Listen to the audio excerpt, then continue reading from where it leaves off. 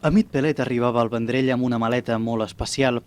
L'obria amb cura i de dintre en treia el violoncel tricentenari que Pau Casals va fer servir durant 60 anys de la seva vida.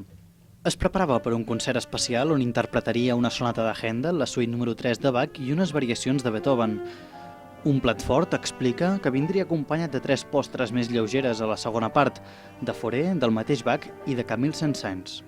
Em sento privilegiat de poder venir aquí amb aquest violoncel.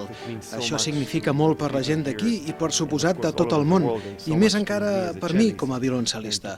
Tocar un programa que Pau Casals va tocar durant la seva vida, amb aquest violoncel, a tants llocs del món, és una sensació increïble.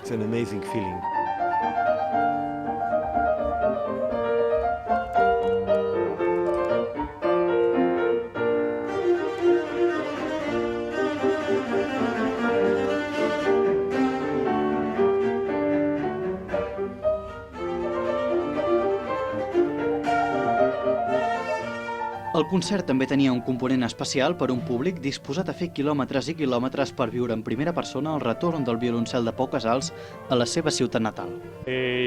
Nos estamos de la Suiza y nos venimos cada año una vez o 2 veces por aquí. Es una tradición.